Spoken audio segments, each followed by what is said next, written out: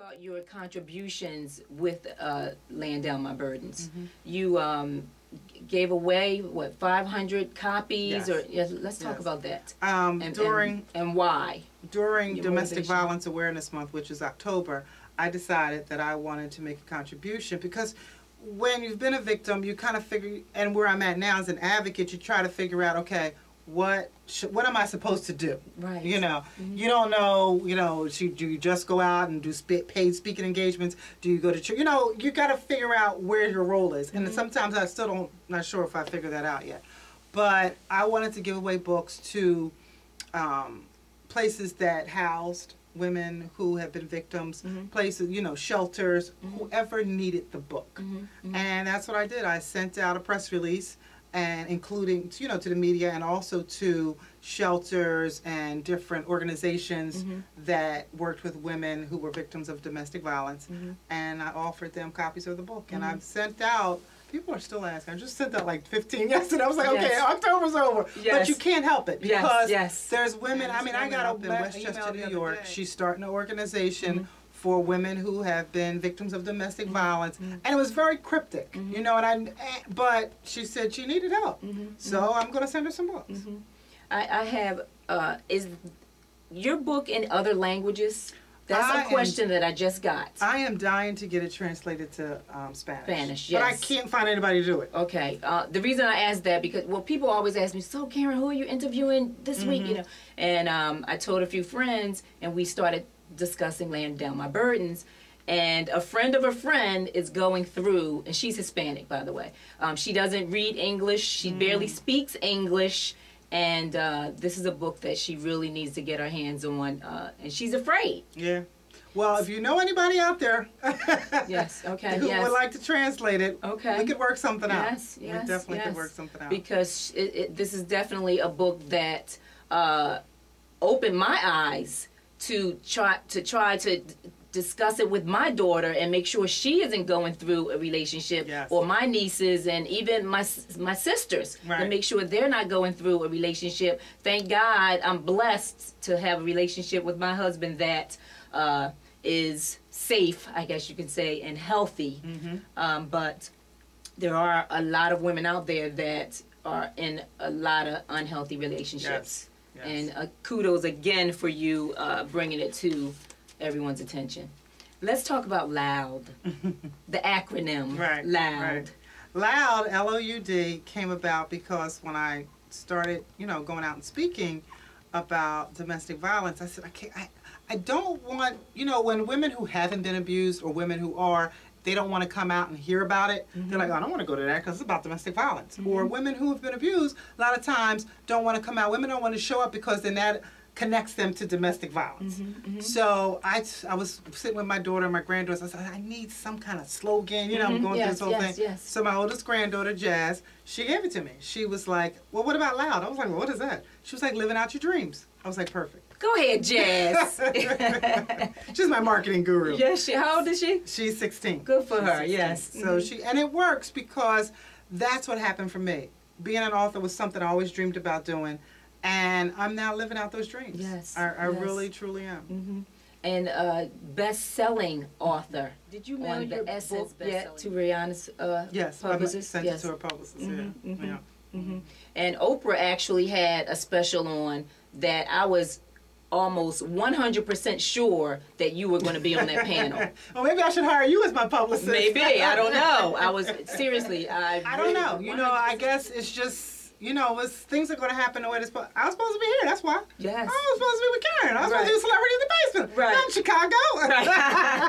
I like that. I like that. Brenda, I just want you to look into the camera and give aspiring authors. Actually, I want you to do two different things. I knew she was going to do that. Not only the aspiring authors that are out there advice. I want you to give the women, and guess what? There's men out there that are being abused. Oh, I know so. Okay. Just give it to them. Aspiring authors. I always tell you to write. People come to me and say, well, I want to get a book published and I want to do this. How do I do? I said, well, did you write it yet? And I know I'm working on it. So I would say put the publishing aside and write your book. Write into your heart's content, because there's nothing like writing and not having anyone waiting for it. When I wrote Threesome, nobody knew about me. Nobody knew a book was coming. And I could write and I could enjoy it and I could change things, and it was great. Once you do a deal, then the time clock is ticking. You know, then they give you 8 months, and it's not as fun as anymore. It turns into a job. So I say write into your heart's content. And then when you do finish writing, when you think you've given it all you've got, get your work edited, and not by your cousin or your sister. Get it edited by somebody who doesn't love you, okay? And then people, you know, people get afraid about the editing process because they think somebody's going to change it. No, if you got the right editor, they're only going to make your work stronger. So that is my advice to aspiring writers. And now, what was the second part? The abused relationship. Okay. To women who are being abused, and we know it's not just women, but we know the majority is women. It's 1 in 4.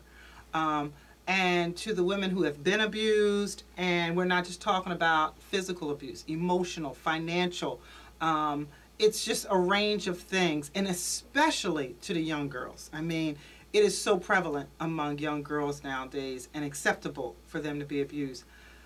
A lot of times we think just get out and leave. Sometimes you can't. Sometimes you got to make a plan. Sometimes you got to have a safe house somewhere, or maybe you're getting material sent and you got to make a plan. You got to make copies of the children's birth certificates and all that kind of stuff. Start stashing some money. Sometimes you got to make your exit that way. Sometimes you just got to leave. But you have to begin to keep a track record of the abuse. You got to call the cops.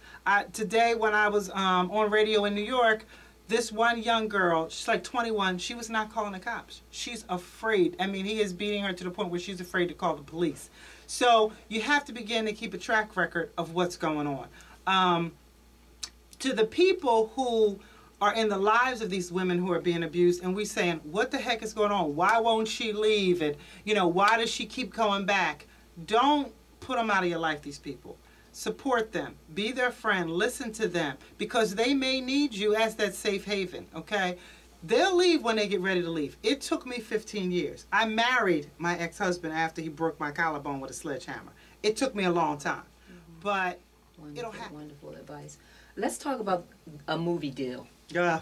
In your book, who would think play? If somebody were going to play the role of Brenda in a movie, I don't know. I wouldn't want it to be anybody that was a major star. Okay. Because what happens, I think, is that you focus on the star more than the story. Yes. But for Russell, yes, it would have to be Will Smith.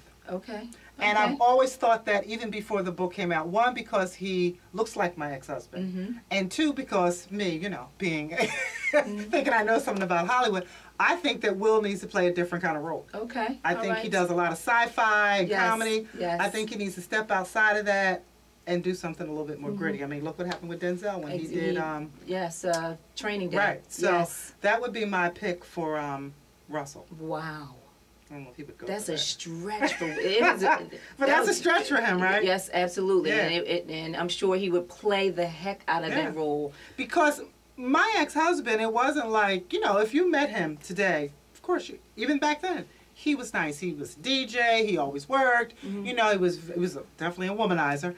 But he was very sociable, which most abusers a lot of times are. You know, they always say abusive men need to go to anger management. Anger management is not what they need. Anger management is probably for the normal person, because nobody can manage their anger better than an abusive man. Because you're in there and you're getting your butt whooped and he's beating the mess out of you. Cops come to the door.